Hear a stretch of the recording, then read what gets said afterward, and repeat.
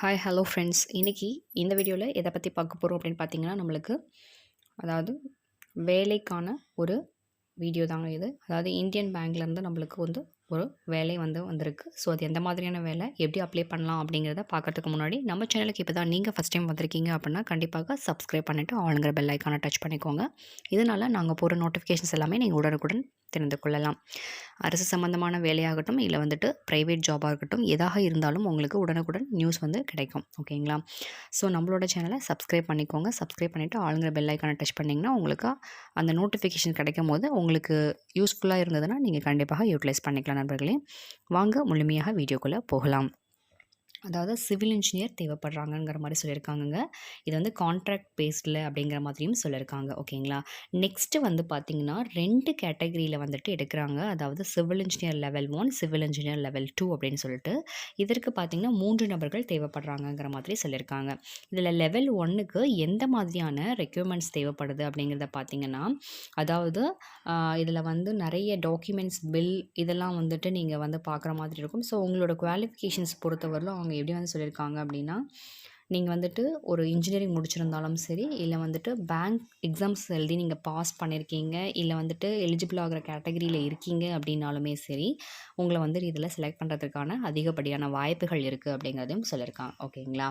So next பார்த்தீங்கன்னா உங்களுக்கு ஏதாவது ஏற்கனவே நீங்கள் ஜாபில் ஒர்க் பண்ணிகிட்ருக்கீங்க அப்படின்னாலுமே மேபி எடுத்துக்கிறதுக்கான வாய்ப்புகள் இருக்குது. ஓகேங்களா? ஷிஃப்ட் பேஸ்டில் தான் உங்களுக்கு இந்த ஒர்க் வருங்க. அண்ட் தென் லெவல் 2ல் பார்த்தீங்கன்னா உங்களுக்கு என்ன சொல்லியிருக்காங்கன்னா, சிஓ அதோட கேட்டகிரியில் உங்களுக்கு இந்த ஜாப் இருக்குங்கிற மாதிரியான விஷயங்களை சொல்லியிருக்காங்க. ஸோ உங்களோட மெயின்டெனன்ஸ் ஆகட்டும், இல்லை வெஹிக்கிள் சார்ஜ் ஆகட்டும், இல்லை ஃபியூல் லாக் ஆகட்டும், எல்லாமே ஆஃபீஸே ஏற்றுக்குங்கிற மாதிரியான விஷயங்களும் இதில் சொல்லியிருக்காங்க. நீங்கள் எங்கேயாவது போகணும், இல்லை ஏதாவது பண்ணணும் அப்படின்னாலும் எல்லாமே அந்த ரெக்குவயர்மெண்ட்ஸ் எல்லாமே ஆஃபீஸே எடுத்துக்கும். ஓகேங்களா? ஸோ உங்களுக்கு இந்த மாதிரியான கேட்டகரிஸில் ஒரு 2 நபர்கள் தேவைப்படுறாங்க மாதிரி சொல்லியிருக்காங்க. பெராமீட்டர்ஸ் பார்த்திங்கன்னா, இந்த ஏஜ் லிமிட் 23லேருந்து 28 வரலும் இருக்கணும் லெவல் 1க்கு. லெவல் 2ல் 26லேருந்து 33 வரலும் இருக்கணுங்கிற மாதிரியான ஏஜ் லிமிட்ஸ் கொடுத்துருக்காங்க. எஜுகேஷன் பார்த்திங்கன்னா நான் சொன்ன மாதிரி பிஇ, பிடெக் தான் சொல்லியிருக்காங்க, சிவில் இன்ஜினியர். ஓகேங்களா?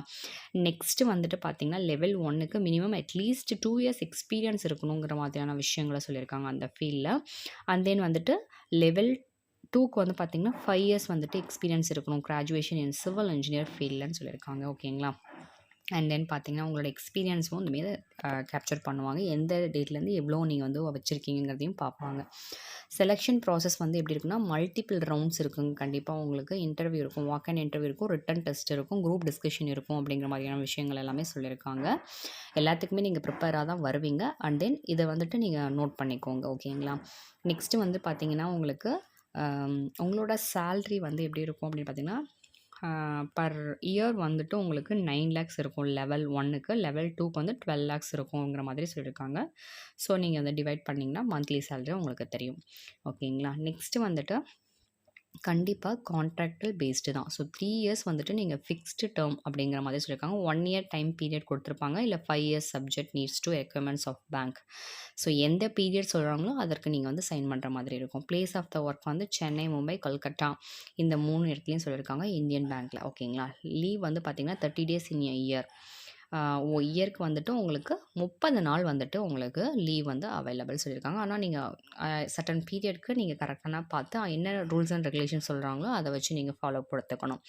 அப்ளிகேஷன்ஸ் ஃபீஸ் பார்த்திங்க அப்படின்னா உங்களுக்கு எஸ்சி, எஸ்டி, அதுக்கப்புறம் பேக்வேர்ட் கிளாஸஸ்க்கு 100 rupeesனும், அண்ட் தென் அதர் கேட்டகரிஸ்க்கு 1000னும் சொல்லியிருக்காங்க. ஓகேங்களா? வித் ஜிஎஸ்டியோட.